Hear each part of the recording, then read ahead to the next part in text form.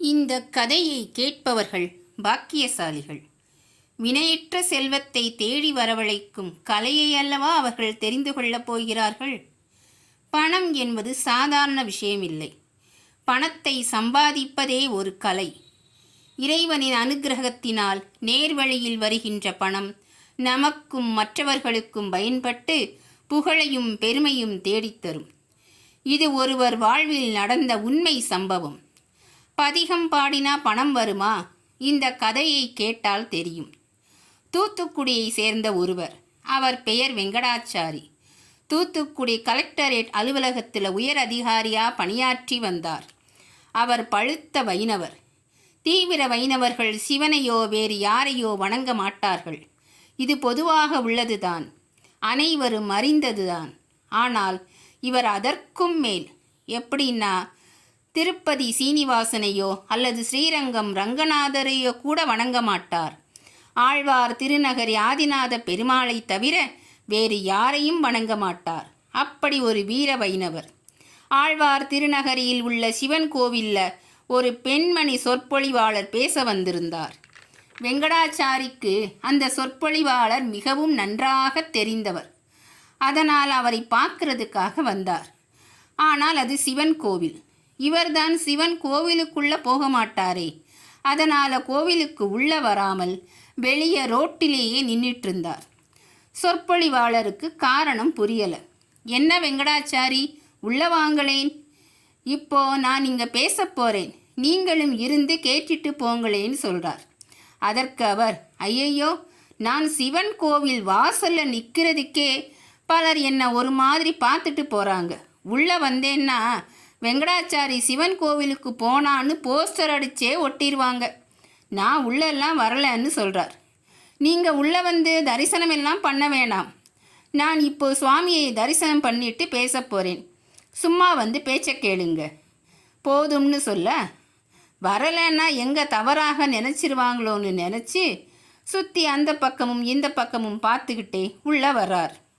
இந்த பாருங்க, என்னை கம்பல் பண்ணக்கூடாது.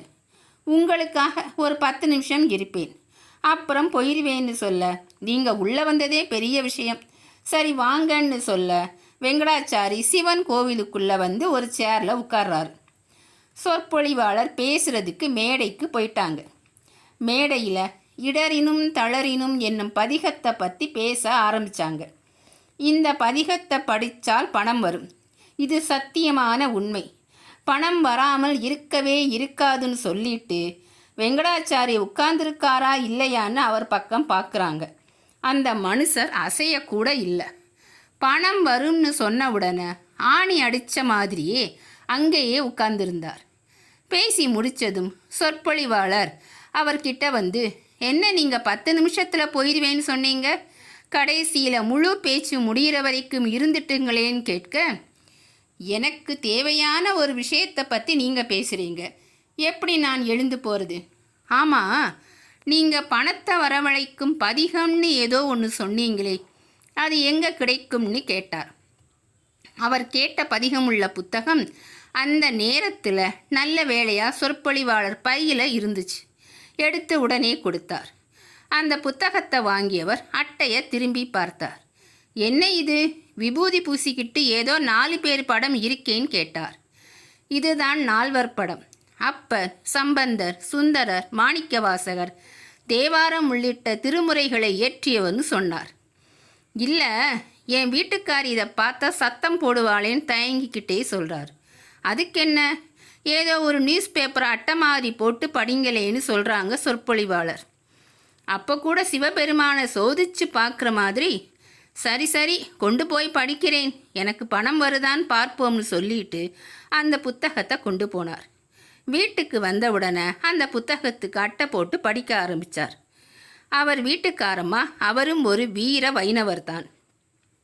என்ன இது, எப்போ பார்த்தாலும் ஒரு புத்தகத்தை மாஞ்சு மாஞ்சு படிக்கிறாரே இந்த மனுஷன், அப்படி என்ன புத்தகம்னு ஒரு நாள் இவர் ஆஃபீஸ் போன உடனே அந்த புத்தகத்தை எடுத்து பார்க்குறாங்க.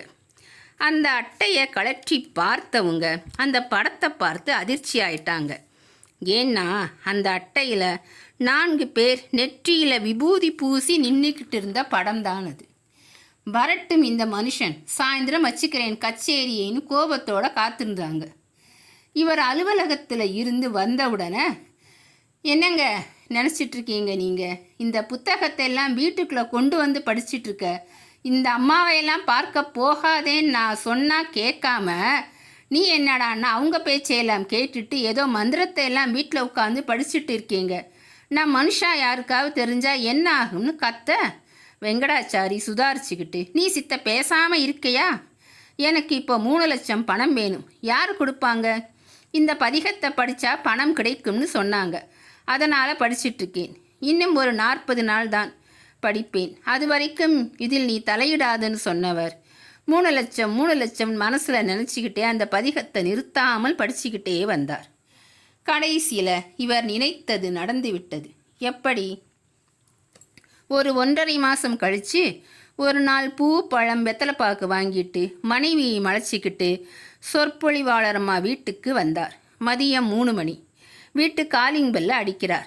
யார் இந்த நேரத்தில்? அந்த அம்மா கதவை திறந்து பார்த்தா வெங்கடாச்சாரி நிற்கிறார். பக்கத்தில் அவரோட ஒய்ஃப். வாங்க வாங்க, என்ன திடீர்னு என்ன தேடி வந்திருக்கீங்கன்னு உள்ளே கூப்பிட்டு உட்கார சொன்னாங்க.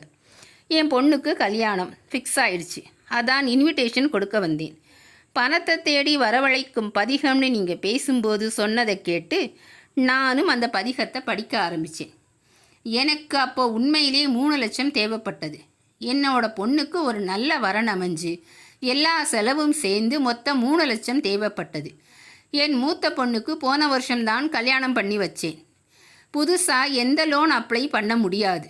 மாப்பிள்ளை வீட்டில் வேற 1 மாதத்தில் பதில் சொல்லுங்க, இல்லை வேறு இடத்துல பொண்ணு பார்த்துக்கிறேன்னு ஸ்ட்ரிக்டாக சொல்லிட்டாங்க.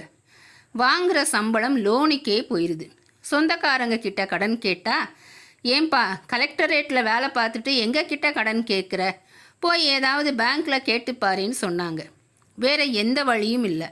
3 லட்சத்துக்கு என்ன பண்ணுறதுன்னே புரியலை. என் பொண்டாட்டி வேற புலம்பிக்கிட்டே இருந்தா, நல்ல வரன் போயிருமேன்னு. இந்த சூழ்நிலையில தான் உங்கள் பேச்சை கேட்டேன். அந்த பதிகத்தை படித்தா பணம் கிடைக்கும்னு சொன்னீங்கள்ல, அதான் அந்த பதிகத்தை படிக்க ஆரம்பித்தேன். நான் இந்த பக்கம் பதிகத்தை படிப்பேன், அந்த பக்கம் என் மனைவி அர்ச்சனை பண்ணுவா. இந்த பக்கம் பதிகம் படிப்பேன், அந்த பக்கம் என் மனைவி அர்ச்சனை பண்ணுவா. ஒரு நாள் ராத்திரி 11 மணிக்கு அர்ச்சனையை ஆரம்பிச்சிட்டா. ஆமாம், 4 இடம் போனோமா, 4 பேரை பார்த்தோமா, பணத்தை புரட்டி ஏற்பாடு பண்ணோமா, பொண்ணுக்கு கல்யாணத்தை பண்ணி வச்சோமான்னு இல்லை. அந்த அம்மா சொல்லிட்டாங்கன்னு இதையே உட்காந்து படிச்சுட்டு இருந்தா, பணத்தை என்ன கடவுள் கூரையை பிச்சுக்கிட்டா கொட்ட போகிறான்னு திட்டுனா. கொஞ்ச நேரம் நிம்மதியாக வீட்டில் உட்காரக்கூட முடியலை. இவ தூங்குனதுக்கு அப்புறம் வரலாம்னு ராத்திரி 11 மணிக்கு வெளியே கிளம்பிட்டேன். அங்கே மார்க்கெட் தெருவில் ஒரே ஒரு பெட்டிக்கடை தான் திறந்திருந்தது. ஒரு பழத்தை வாங்கி சாப்பிட்டுக்கிட்டே அந்த கடைக்காரர்கிட்ட பேசிக்கிட்டே இருந்தேன். அப்போ அந்த கடைக்கு வந்த ஒருவர், நீ வெங்கடாச்சாரி தானேன்னு கேட்க, ஆமாம் நான் தான் வெங்கடாச்சாரின்னு சொல்ல, அட என்ன தெரியலையாப்பா, நாம் 2 பேரும் ஒன்றா 8th ஸ்டாண்ட் வரைக்கும் படித்தோமே. ஆமாம், எப்படிடா இருக்க, பார்த்து ரொம்ப நாளாச்சு. இப்போ எங்கே இருக்க, என்ன பண்ணுற? நான் இப்போ துபாயில் இருக்கேன், அங்கேயே செட்டில் ஆயிட்டேன். 5 வருஷத்துக்கு ஒரு முறை தான் வருவேன். இந்த முறை உன்னை சந்திக்கணும்னு இருக்கு போ. ரொம்ப சந்தோஷம்டா உன்னை மீட் பண்ணது. அது சரி, இந்த நேரத்தில் நீ எங்கே இங்கே பெட்டி கடைக்கு? அட அதையேன்பா கேட்குறேன்னு அழுத்துக்கிட்டே எல்லாத்தையும் சொல்கிறார் வெங்கடாச்சாரி. கொஞ்சம் பொறுமையாயிருன்னா என் ஒய்ஃப் கேட்க மாட்டேங்கிறா. இன்னும் 2-3 வருஷத்தில் ரிட்டையர்ட் ஆயிடுவேன். அதுக்கப்புறம் பொண்ணு கல்யாணத்தை ஜாம் நடத்தி வைக்கலாம்னு சொன்னால் கேட்க மாட்டேங்கிறா. ஓ அப்படியா, கவலைப்படாத, என்கிட்ட பணம் இருக்குது. 3 லட்சம் நான் தரேன். உடனே பொண்ணு கல்யாணத்தை ஜாம் நடத்து. என்னப்பா நீ நிஜமாக தான் சொல்கிறியா, இல்லை காமெடி கிமெடி பண்ணுறியா? இல்லைப்பா, என்கிட்ட பணம் இருக்குது.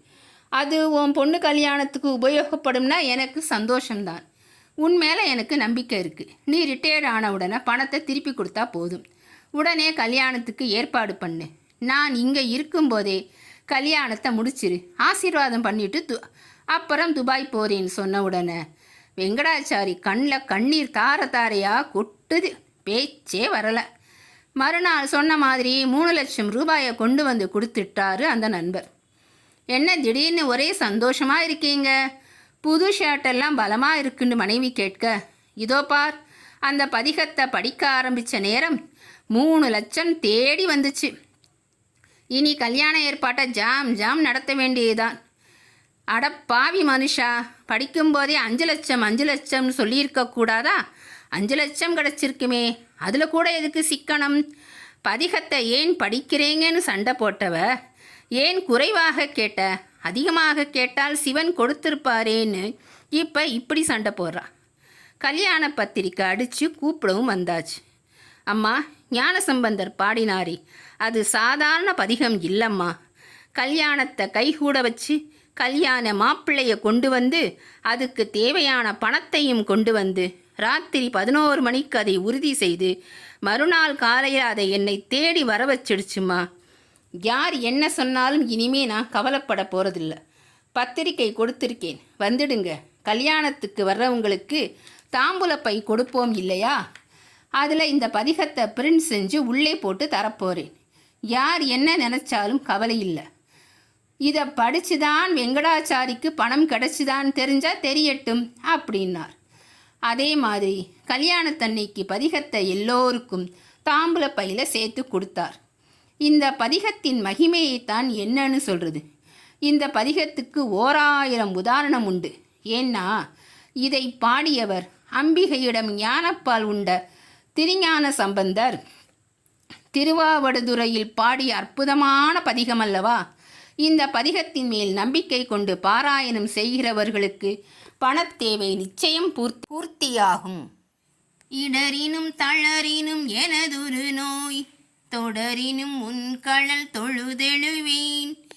இடரினும் தளரினும் எனதொரு நோய் தொடரினும் உன்கழல் தொழுதெழுவேன். கடல் தனில் அமுதொடு கலந்த நஞ்சை மிடரினில் அடக்கிய வேதியனே. மிடரினில் அடக்கிய வேதியனே. இதுவோ எமையாளுமாறு ஈவதொன்றெமக்கு இல்லையேல் அதுவோ உனது இன்னருள் ஆவடுதுறை அரணே. அதுவோ உனது இன்னருள் ஆவடுதுறை அரணே. இதுதான் அந்த பதிகம். இந்த மாதிரி கதையை கேட்க இந்த சேனலை சப்ஸ்கிரைப் பண்ணுங்கள், லைக் பண்ணுங்கள், ஷேர் பண்ணுங்கள், கமெண்ட் பண்ணுங்கள்.